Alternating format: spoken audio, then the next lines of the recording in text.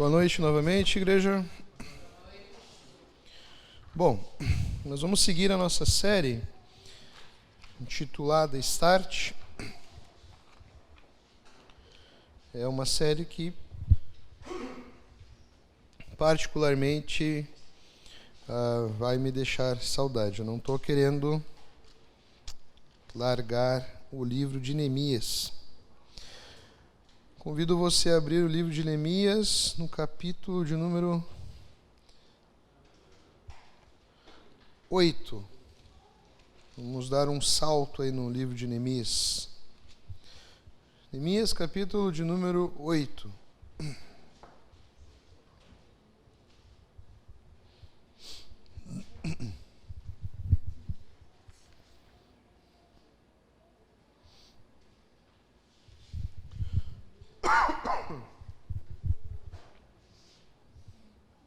Amém?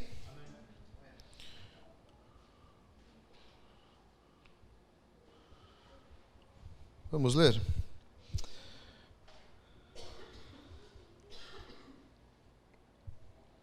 Em outubro, quando os israelitas já haviam se estabelecido em suas cidades, todo o povo se reuniu com um só propósito, na praça em frente da porta das águas. Pediram ao escriba Esdras que trouxesse o livro da lei de Moisés que o Senhor tinha dado a Israel. Assim, no dia 8 de outubro, o sacerdote Esdras trouxe o livro da lei perante a comunidade constituída de homens e mulheres de todas as crianças com idade suficiente para entender. Ficou de frente para a praça, junto à porta das águas, desde o amanhecer até o meio-dia, e leu em voz alta para todos os que podiam entender. Todo o povo ouviu com atenção a leitura do livro da lei. O escriba Esdras estava em pé e sobre uma plataforma de madeira feita para a ocasião. À sua direita estavam Matitias, Sema, Anaías, Urias, Ilquias e Maacéias. À sua esquerda, Pedaías, Misael, Malquias, Hassum, Rasbadana, Zacarias e Messulão. Esdras estava sobre a plataforma, à vista de todo o povo. Quando o viram abrir o livro da lei, todos se levantaram. Esdras louvou o Senhor, o grande Deus, e todo o povo disse: Amém. Amém, com as mãos erguidas. Depois prostraram-se com o rosto no chão e adoraram o Senhor. Em seguida, os levitas, Jesua, Bani, Berebias, Jamim, Acube, Sabetai, Odias, Maaceias, Quelita, Azarias, Josabade, Hanã e Pelaías, instruíam o povo acerca da lei, e todos permaneceram em seus lugares. Liam o livro da lei de Deus, explicavam com clareza o significado de que era lido e ajudavam o povo a entender cada passagem. Agora nós vamos ler o verso 12. Então o povo saiu para comer e beber numa refeição festiva, para repartir o alimento e celebrar com grande alegria, pois tinham ouvido e entendido as palavras de Deus. Amém? Amém. Vamos orar, gente? Obrigado, Deus. Obrigado por esse dia. Obrigado, Pai, por esse tempo. Esteja, ó Deus, falando aos nossos corações. Que a Tua palavra, ó Deus, tenha autoridade sobre as nossas vidas. Que nós possamos, ó Deus, nos submetermos, ó Deus, à Tua vontade, ó Deus, e aquilo, ó Deus, que Tu tens para nós, ó Pai. Perdoa os nossos pecados. Tira, ó Deus, tudo aquilo que nos impede, ó Pai, e faz, ó Deus, com que nós não tenhamos uma vista clara, ó Deus, daquilo que Tu tens a nos dizer, ó Pai. Em nome de Jesus que nós oramos. Amém. Muito bem, gente, muito bem. Bom, até aqui nós temos falado muito sobre Neemias, os desafios de Neemias, e nós vimos um grande desafio, né, que era a reconstrução, a restauração da muralha. E você deve estar pensando, nossa, que desafio tremendo, reerguer as muralhas, né? Nós vimos nesses 3 domingos passados, cada domingo nós vimos uma parte desse desafio e como Deus estava, né, nesse movimento todo, como Deus estava guiando o coração de Neemias, estava ali agindo, né, quebrantando o coração do rei, e como que tudo foi se formando, né? Nós estamos aqui, pulamos um pouco aqui o livro de Neemias. Como eu falei, não é nosso objetivo ver todos os capítulos, mas aqui, meus irmãos, aqui nós temos a maior reforma implementada por Neemias. Foi a restauração da palavra de Deus sobre o povo. Esqueça a muralha foi fichinha, o muro foi fichinha. A grande importância, a grande essência aqui, o maior desafio, a maior restauração foi dar de novo a autoridade à palavra de Deus. Lembre-se, é um povo que está voltando de um cativeiro, né, está voltando de um exílio, onde ficou ali anos e anos ali sob o domínio dos babilônios, depois sobre o domínio dos medos, persas. E por que o povo foi parar no exílio? Por que o povo foi parar no exílio? Porque esqueceu a lei de Deus, esqueceu a palavra de Deus. Toda vez, você pode ler de Gênesis até o final do Antigo Testamento, você vai ver que toda vez que o povo se apartava da palavra de Deus, desobedecia a palavra de Deus, Deus levantava uma nação, um povo opressor, e permitia com que esse povo dominasse o povo de Israel. E aí o que acontecia? Há um ciclo, todo o Antigo Testamento é esse ciclo. O povo é dominado, o povo vai lá e clama, se rende de novo, volta à palavra de Deus. Muitas vezes esse abandonar da palavra de Deus, da lei de Deus, é um caminho em direção à idolatria. O povo virava um povo idólatra, abandonava Deus. Aí vinha, ele era colocado sobre um reino muito mais poderoso. Em 2 vezes ele foi parar no exílio. Nós tivemos ali o Egito e nós tivemos a Babilônia. E aí há de novo um ciclo. E aqui, Neemias, juntamente com Esdras, juntamente com outros líderes, estão aqui trazendo de novo a palavra de Deus, colocando ela como autoridade do povo. Estão aqui lendo em praça pública aqui a lei de Deus, para que o povo se rendesse de novo à palavra de Deus. Você tem que lembrar também que como o povo estava exilado, muitos não conheciam a palavra de Deus. Tem uma geração nova aqui, gerações novas aqui. E muitos já haviam se esquecido da lei de Deus. Aí nós vemos um homem aqui que é muito importante na história, Esdras. Ele traz a palavra de Deus e expõe a palavra de Deus. E nós vemos aqui, gente, o poder da palavra de Deus. A palavra de Deus, ela é transformadora aqui. Nós vamos, não sei se essa vai ser a nossa última mensagem, talvez a gente tenha mais uma oportunidade de pregar em Neemias ainda. Mas no capítulo 8 há a pregação da palavra. No capítulo 9 há um movimento de confissão de pecados. O povo começa a confessar os seus pecados. Ali nós vemos o quebrantamento do coração do povo. O povo começa a confessar os seus pecados e a adorar a Deus. E no capítulo número 10, nós vemos o povo dando uma resposta à pregação e à confissão dos seus pecados, ao arrependimento. Eles fazem aqui eles juntos, eles fazem aqui, digamos, um pacto, um compromisso de obedecer à lei de Deus.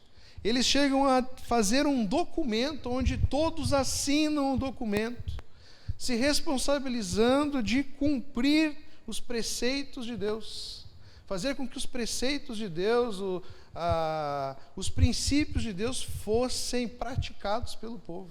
Vocês viram como que a palavra de Deus transforma ambientes, transforma vidas, transformou aqui, no caso, uma nação, transformou aqui um povo que estava destroçado, um povo que estava voltando de um exílio, estava em reconstrução. E aqui Neemias, Esdras e os mais líderes aqui usam aqui da palavra de Deus para colocar ela de novo no centro, dar autoridade devida a ela. E se você for ver todos os movimentos onde houveram um crescimento saudável da igreja, que na história da igreja nós vamos chamar de avivamentos, onde teve um grande despertar de pessoas, de vidas sendo salvas, todos esses movimentos são acompanhados de uma pregação fiel e profunda da palavra de Deus. Todos esses movimentos de avivamento, você vai ver lá homens comprometidos com a palavra de Deus e que começaram a pregar a palavra de Deus, e o Espírito Santo foi quebrando corações, e nós tivemos ali grandes avivamentos em volta da pregação da palavra de Deus. Se nós quisermos que a nossa igreja cresça de maneira saudável, se nós quisermos que essa cidade, esse contexto todo mude e que vidas e vidas e vidas se rendam a Jesus, nós precisamos o quê? Pregar a palavra de Deus. A palavra de Deus precisa ser o centro da nossa pregação, da nossa igreja e o centro das nossas vidas. Senão é um movimento oco. É um movimento puramente de fachada. É aquela brasa que não vai para frente, morre. E nós vemos aqui, meus irmãos, o movimento do povo, muito interessante ali no começo do verso, no capítulo número 8. Nós vemos que houve um movimento aqui que reuniu todo o povo.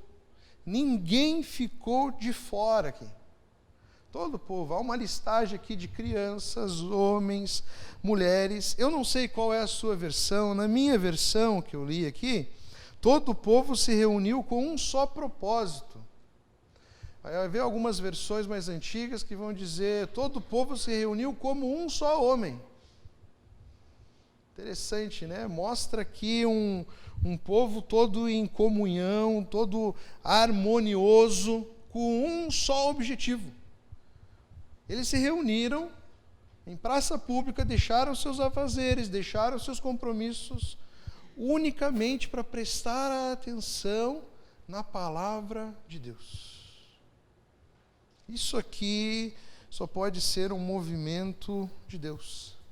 Não foi algo superficial, gente. O que acontece aqui não foi algo superficial, não foi uma mera leitura, rapidinha, vamos ler rapidinho aqui, não. Em vários textos aqui, versículos, nós vemos aqui que foi algo profundo e transformador. Nós vemos aqui o interesse dos seus líderes aqui, de Esdras e Neemias, darem o verdadeiro valor à palavra de Deus. Dar a verdadeira importância para a palavra de Deus. Ali no versículo número 4, e se você for prestar atenção em tudo o que está acontecendo aqui, não sei se você reparou, é um culto. Vocês viram ali, não sei, ali no verso número 4, o escriba Esdras estava em pé sobre uma plataforma de madeira feita para a ocasião. Sabe o que é isso? Púlpito. Um púlpito. É importante lembrar que muitas vezes isso é distorcido. O púlpito não é para dar destaque ao pregador. O púlpito é para dar destaque ao quê? A palavra de Deus. Por isso que ele sempre está num local onde todos possam ouvir, todos possam assistir. Eu não sei se você já foi numa capela antiga, numa igreja antiga. Acontece algo numa capela, numa igreja antiga, algo muito interessante. A capela do meu seminário era uma capela simples, muito bonita, toda ela de madeira, e não era preciso microfone para falar na capela, porque ela foi desenhada, ela foi toda, olha, tem mais de 100 anos aquilo lá. Ela foi toda construída, toda ela desenhada, porque a acústica dela era perfeita no local do púlpito.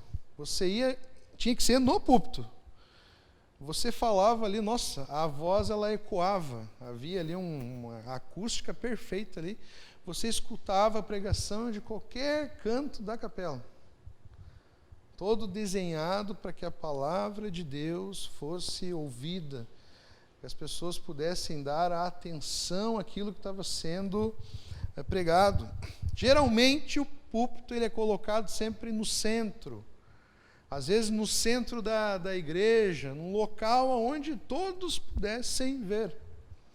Nas grandes cruzadas, onde tiveram os grandes avivamentos, principalmente nos Estados Unidos, quando o evangelho veio da Europa, ali era um pouco diferente. Tem uns episódios de Winfield que ele ia pregando, o cara dedicou a vida toda em prol do evangelho.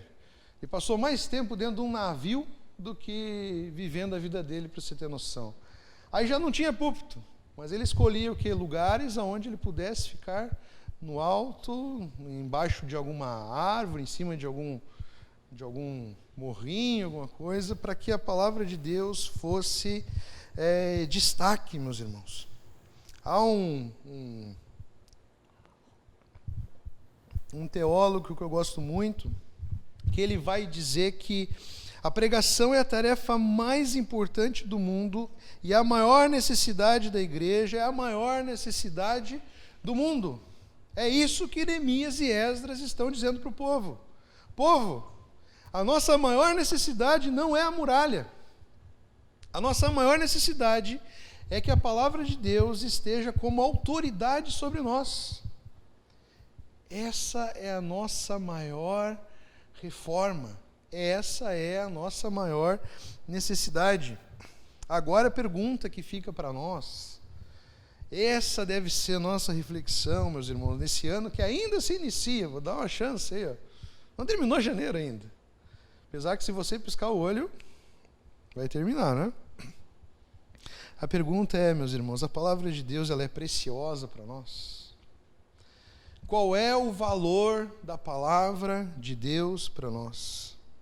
Ela é autoridade sobre a nossa vida. No final do ano passado, algumas séries, nós falamos muito sobre isso. Quem é autoridade sobre você?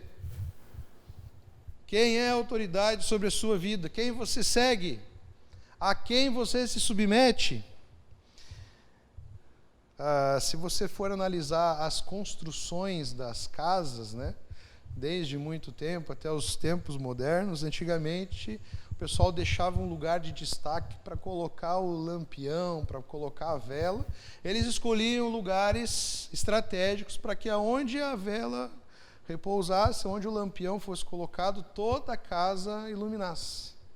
Os tempos foram mudando.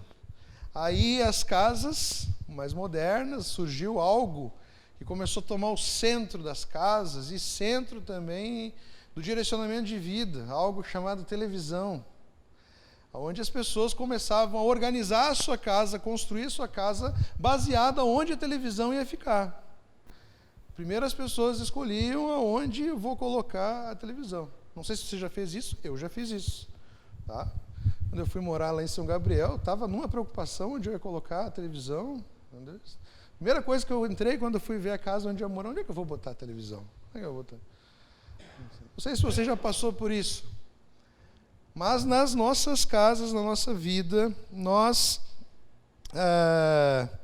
colocamos muitas vezes objetos, pessoas, com um valor muito maior do que o valor da palavra de Deus. Colocamos num lugar de destaque muito maior do que o destaque da palavra de Deus. Alguns dão um migué, colocam uma Bíblia aberta em algum lugar estratégico da casa também. Mas aquela Bíblia, ela nunca é lida. Geralmente é aquelas Bíblias antigas, dessa grossura, entendeu? Toda desenhada, bonita, ornamentada. Aí as pessoas colocam ali para espantar um mau agouro, um mal olhado, alguma coisa assim. Mas a Bíblia, que ela não é um adereço, ela não tem autoridade, ela não tem um destaque, é só para dar um migué, para as pessoas olharem e verem, nossa, aqui é um lar cristão, nossa, que bonito, que bonito. Mas nas nossas casas hoje, nós temos lidado com altares, não é mais um altar só, são altares. Nós temos a praga do celular, onde ele está espalhado pela casa, dividindo um lar, dividindo a atenção, fazendo com que cada um guie a sua vida baseado em pessoas, baseado no que o mundo está ditando. Então são vários altares. E isso muitas vezes é o bem mais precioso, algo que as pessoas têm de maior apreço. Hoje em dia você não sai de casa sem o celular. A primeira coisa que você acorda e você vai ver é o celular. A última coisa que você olha é o celular. A coisa que você mais se preocupa se tem gás, energia, não é a sua esposa, não é você, é o seu celular. Você pode estar esgotado, mas o teu celular tem que estar no 90. É engraçado, mas é verdade. É verdade. Eu conheci um amigo que ele era tão viciado no celular que a bateria dele não funcionava mais. E ele virou escravo do celular e da tomada.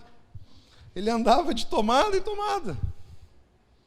Era caro trocar a bateria do negócio, né? Precisava daquilo. Nós estamos ali idolatrando, colocando a preço, valor em coisas que estão nos levando, assim como o povo era levado pela idolatria, era levado pelo envolvimento que ele tinha com as nações que estavam ao redor. Uma das coisas, por exemplo, que eles mudam aqui, um dos preceitos que eles afirmam lá no capítulo 10 que eles devem obedecer, é que eles não iam fazer mais casamentos mistos. Os filhos deles iam casar com cristãos, era o compromisso, um dos compromissos que eles assinaram. Qual era o objetivo, a essência do mandamento de Deus para isso? É para que o povo não se influenciasse pela idolatria dos outros povos. Mas eu te pergunto de novo, o que você tem de maior valor? Qual é o valor da palavra de Deus hoje na sua vida? O que representa a Bíblia para você? Nossa, pastor, a Bíblia para mim é tudo. Eu tenho 10 Bíblias. Eu tenho 5 aplicativos. A Bíblia para mim é tudo. Eu tenho uma em cada canto da casa.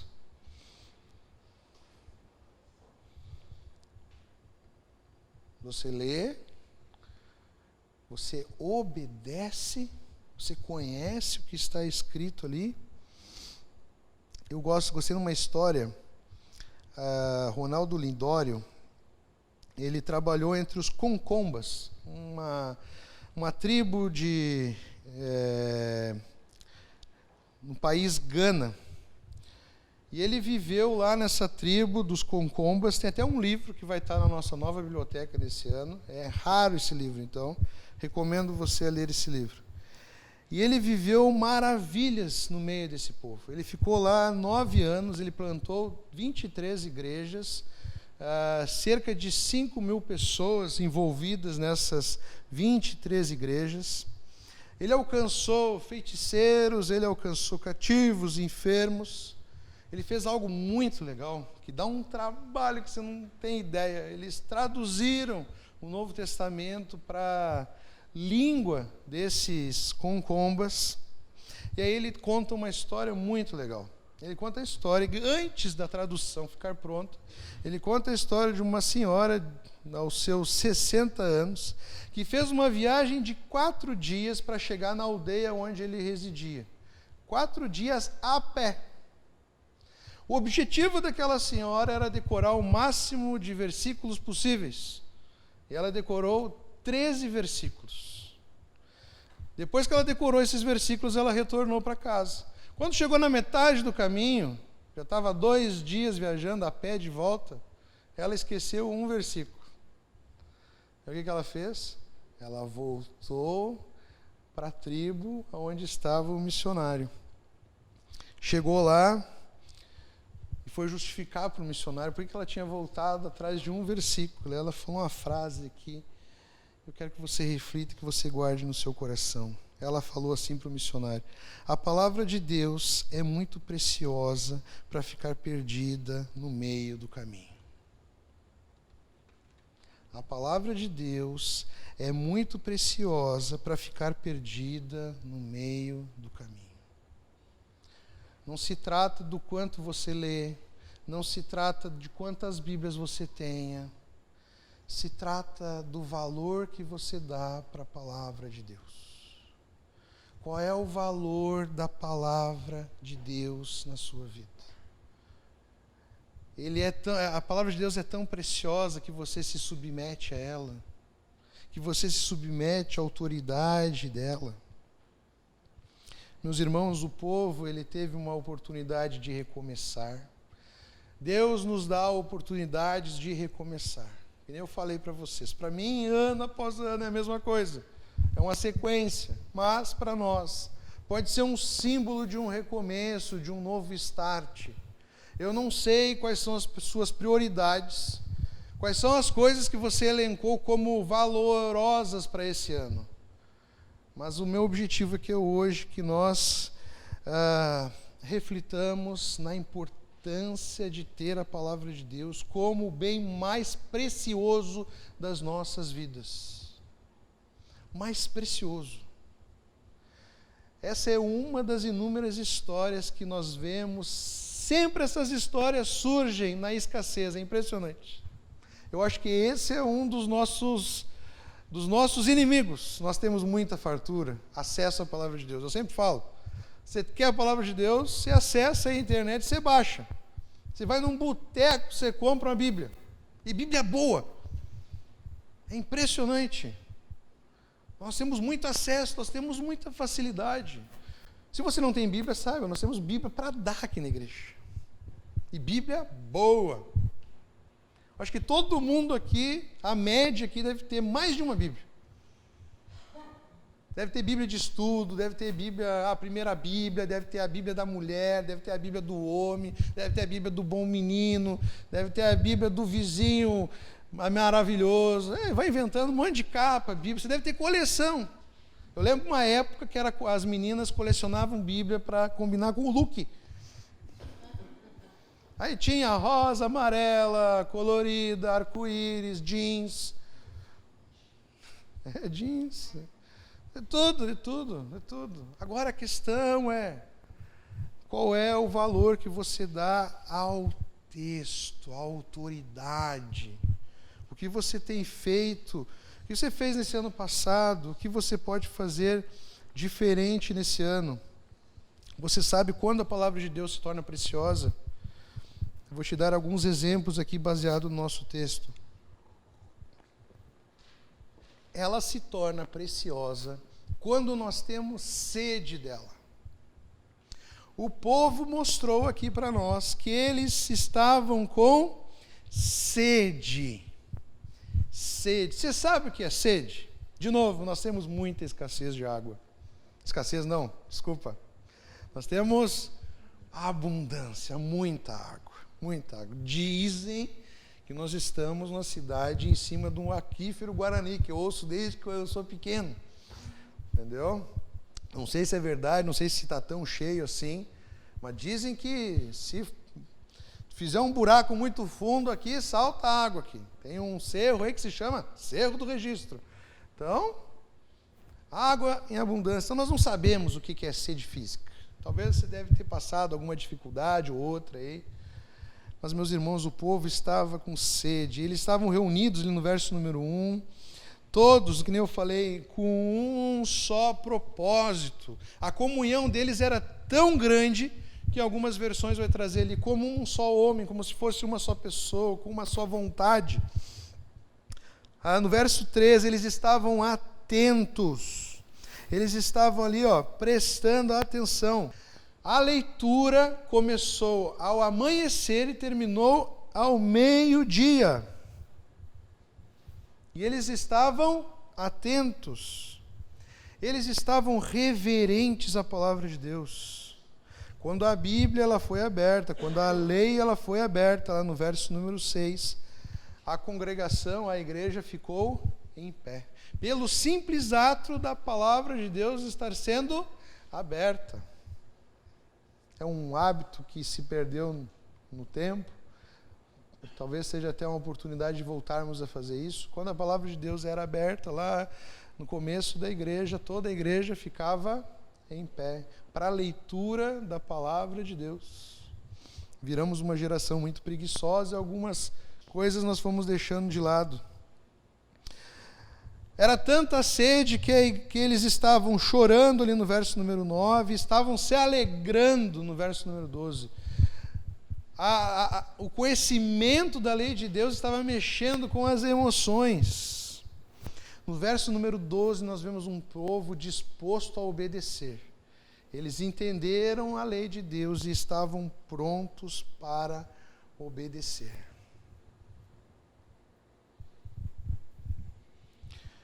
Quando, meus irmãos, que a palavra de Deus se torna preciosa? Quando nós temos sede e quando nós estamos comprometidos com ela. Aqui nós vemos exemplos de homens comprometidos. Tanto no verso 2, no verso 4, nós vemos no verso 5, a pessoa de Esdras, um escriba, ele redigia, ele fazia cópias da lei de Deus. Nós vemos ali o exemplo de um homem comprometido. Nós vemos ali, com certeza, ele foi um homem que foi um dos responsáveis por a palavra de Deus permanecer no meio do povo. Irmãos, a maior necessidade da igreja é que tenhamos homens que conheçam, que vivam e que preguem a palavra de Deus com fidelidade. Pregar é fácil. A coisa mais fácil do mundo é pregar. Tá? Hoje você abre um TikTok da vida, você abre um Instagram, o que tem de gente pregando a palavra de Deus é fora de série. A quantidade de pessoas pregando é muito grande. Mas os grandes avivamentos, eles estão ligados não a uma pregação somente, há pessoas que estão comprometidas com essa pregação. Elas vivem aquilo que elas pregam. O seu objetivo de vida não é só conhecer a palavra de Deus. A primeira pessoa que você deve pregar, quem é? Um espelho.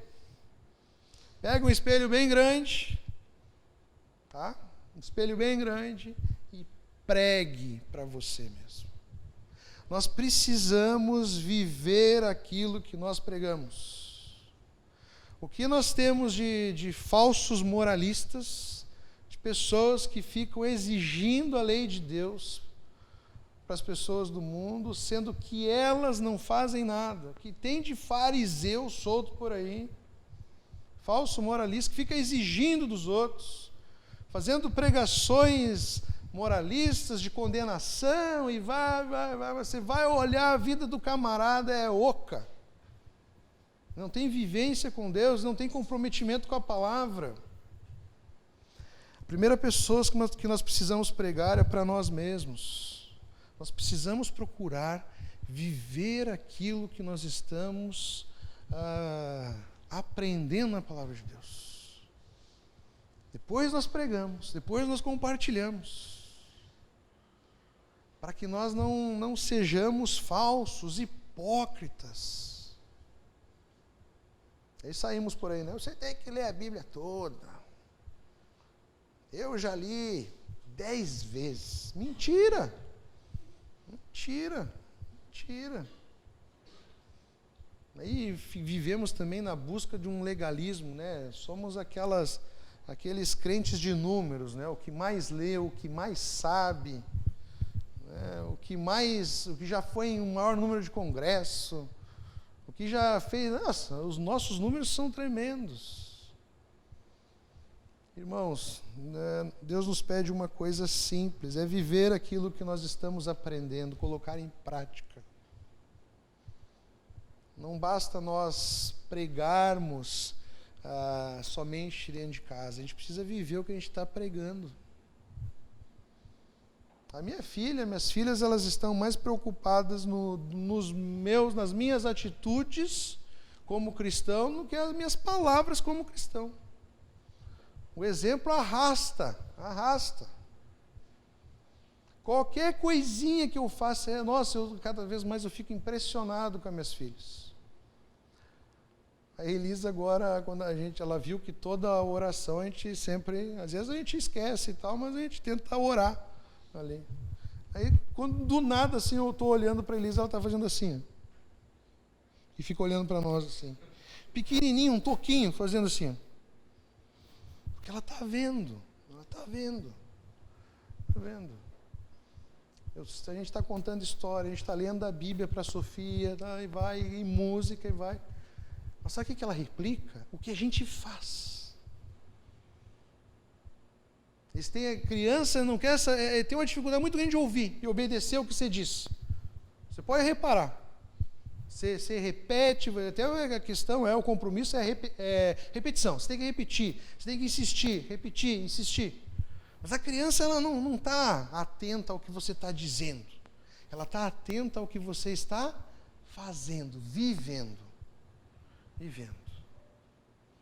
E aí na hora de pregarmos, a nossa vida, o nosso testemunho, ele testifica, ele dá embasamento para as nossas palavras. Porque senão, a gente vai pregar, aí o teu vizinho vai dizer assim, o cara aí pregando de amor aí. Amor. O cara fica jogando lixo no meu pátio semana toda e vem pregar de amor. Infelizmente, nós estamos com muitos cristãos hipócritas. Meus irmãos, seguindo,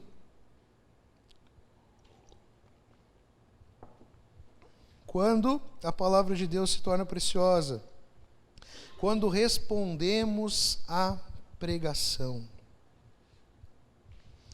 Eles estavam com os ouvidos atentos. O povo não saiu do lugar desde o amanhecer até o meio-dia. Você não reclame quando eu pregar 1 hora, tá? Do amanhecer ao meio-dia não saíram do lugar. Viram adolescentes? Ouviram adolescentes? Não mexeram do lugar. Mente desperta. A mente foi desperta. Meus irmãos, era explicado para que todos entendessem. Lá no final do verso número 8, explicavam com clareza o significado do que era lido e ajudavam o povo a entender cada passagem. O movimento foi profundo, meus irmãos. Não era um apelo a emoções. Não era uma pregação apelativa, cheia de emocionalismo, com aquelas musiquinhas de mantra. Não era isso. E sim ao entendimento. Era um apelo ao entendimento. O importante aqui era o povo entender. O nosso culto, Romanos já vai dizer, é um culto racional. Entendeu? Ele trabalha no nosso intelecto. O livro de Oséias, capítulo 4, verso 6, ele já vai dizer lá que o povo está sendo destruído porque falta o conhecimento. Como eles respondiam também à pregação com reverência e respeito.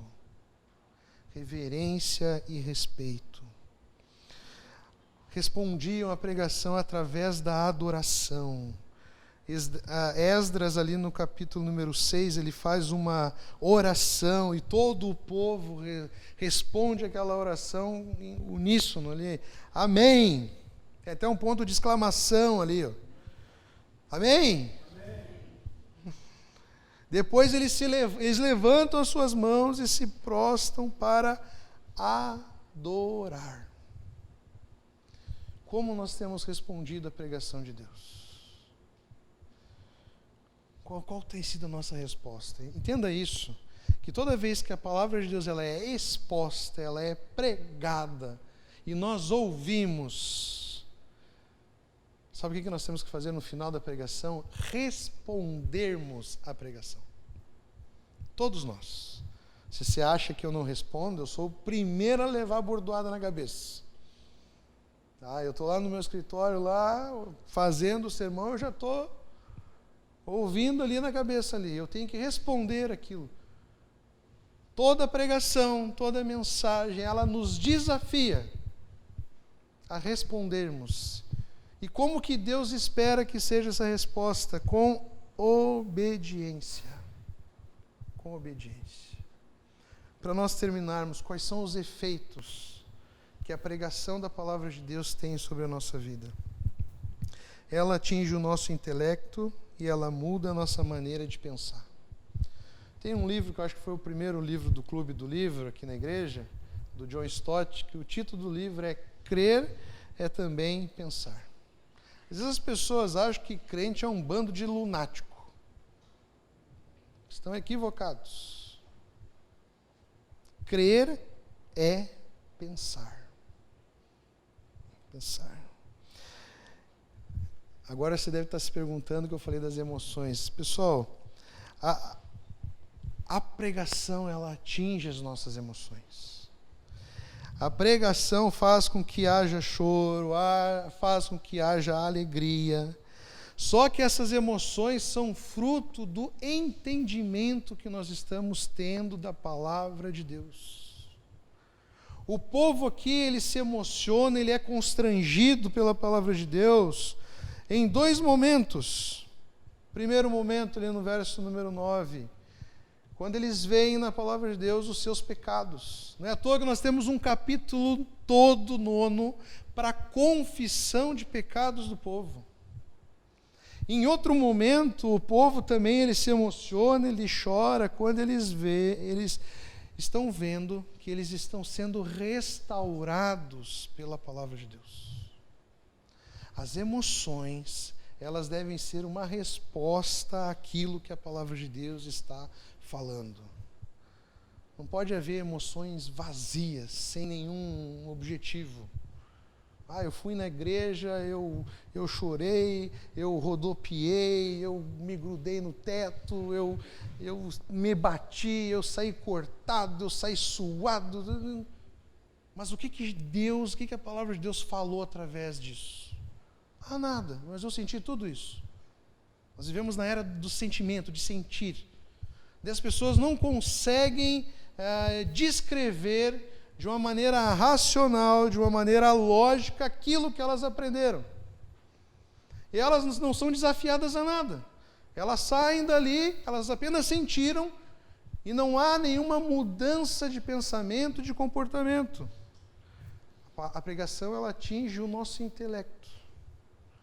Ela atinge a nossa emoção quando nós vemos na palavra de Deus um conhecimento que nos chama a atenção para a confissão de pecados, nos chama a atenção para a obediência da palavra de Deus, nos chama a atenção para o que Deus já está fazendo em nós, já está fazendo no nosso meio. Aí nós nos emocionamos. A palavra de Deus, ela tem um outro efeito que é sensacional, a obediência. Nós vemos aqui uma pregação, uma palavra de Deus que atinge a vontade de todo um povo. Já no final do capítulo 8, lá no verso número 12, nós vemos um povo que obedece, ele deixa de chorar e pela obediência ali eles começam a celebrar e festejar.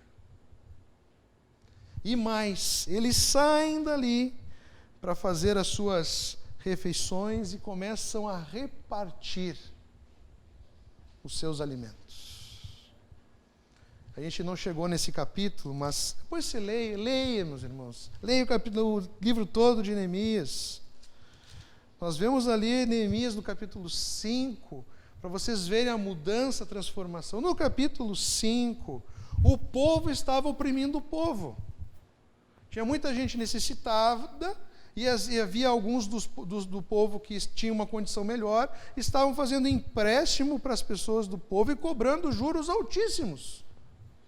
E agora, no final do capítulo 8, depois da palavra de Deus tomar o seu lugar, tomar a sua autoridade, nós vemos um povo disposto a repartir. O povo de Deus muda o povo de Deus, a palavra de Deus muda a nossa vontade, transforma as nossas vontades. Não sei se você tem coragem de fazer essa oração ainda esse ano. Deus, mude os meus desejos, mude os meus sonhos, mude a minha vontade, para que todas estejam apontadas na tua direção e baseado naquilo que tu queres. Tem que ter coragem para fazer essa oração, porque Ele vai mudar. Ele vai mudar as nossas vontades. E como eu falei, voltando, o outro efeito que nós vemos no capítulo número 9 é um povo todo, no comecinho ali do capítulo número 9, no dia 31 de outubro, o povo de Israel se reuniu novamente. Dessa vez jejuaram, vestiram pano de saco e jogaram terra sobre a cabeça. Isso aqui é muito comum, você vai ver em outros episódios na palavra de Deus, esse mesmo gestual aqui, de um povo desesperado, arrependido, porque está vendo ali os seus pecados, e está desesperado na palavra de Deus, clamando por perdão, por restauração. Lá em Nínive acontece isso. Eles têm a mesma atitude, se colocando ali na posição de submissos ali à palavra de Deus. E, meus irmãos, no capítulo número 10, nós vemos um povo compromissado com a palavra de Deus, disposto a obedecer. Eles assinaram um documento em compromisso. No máximo, nós fazemos o quê? Nós fazemos as nossas promessas vazias e colocamos a nossa listinha, né? E aí, está disposto a ir lá no cartório e autenticar? Esse ano, Deus, eu vou me comprometer com isso. É isso que eles fizeram. É isso que eles fizeram. Tamanha era a convicção que eles tinham na autoridade da palavra de Deus, que eles juntos ali, eles elaboraram um documento ali. E o final desse documento termina ali, Prometemos, lá no final do capítulo 10, prometemos não descuidar do templo de nosso Deus. Eles fizeram várias promessas aqui. Havia o casamento, que eu falei para os irmãos, havia a questão do sábado, que eles não estavam mais respeitando o sábado, estavam fazendo negócio no sábado. Eles colocam aqui, se vier os estrangeiros aí, nós não vamos negociar no sábado. Eles até detalham. Na lei de Deus havia a lei para que no 7º ano eles não mexessem na terra, como se fosse um ano sabático da terra. Eles fazem um compromisso, não vamos mexer. Eles fazem um compromisso aqui em pagar aqui os impostos para o templo, com o dízimo, com as ofertas, tudo isso. É uma lista que depois você lê com calma. Tudo voltando à obediência da lei de Deus. Agora, meus irmãos, qual é o templo do nosso Deus hoje? Qual é o templo do nosso Deus hoje? A nossa vida. E o nosso desafio, meus irmãos, é que a palavra de Deus entre no nosso coração, faça morada, transforme os nossos desejos, transforme a nossa vontade, transforme o nosso intelecto, transforme as nossas emoções e que nós possamos responder à palavra de Deus com obediência. Que o desafio, o start para esse ano possa ser nós dar o verdadeiro valor para a palavra de Deus. Não é as páginas, não é o livro, é o conteúdo desse livro. Que possa ser como objetivo para esse ano conhecermos a lei de Deus, a vontade de Deus, o plano de Deus para nós. Aplicarmos isso na nossa vida. Sabe como você faz um devocional de maneira rápida? Eu sempre falo para todo mundo. O objetivo do devocional não é você pegar e ler o máximo possível. É você pegar ali um tempo todo dia, separar para conhecer a Deus, dedicar aquele tempo para buscar a Deus em oração, ler o texto. Não é para ler o texto, não, é ler e procurar entender o que aquele texto está nos desafiando. Porque nós precisamos responder aquilo que está sendo pregado, aquilo que está sendo falado. Pega um caderninho, pega esse kitzinho que um dia você já ganhou quando veio aqui na igreja, entendeu? Ele ajuda nisso. Vai fazendo ali as anotações. Começa pelos evangelhos, vai lá, ó. Cada texto, lê o primeiro capítulo de Mateus, o que esse texto está falando. E no final, qual é o desafio aqui? Qual é o chamado de Deus aqui? O que está de errado e que eu preciso obedecer? Que eu preciso corrigir? É isso. O maior desafio, a maior conquista que você pode ter nesse ano é você ter um ano onde você consiga aplicar a palavra de Deus. Nem um bom gaúcho raiz. Chegar no final do ano e você conseguiu aplicar a palavra de Deus.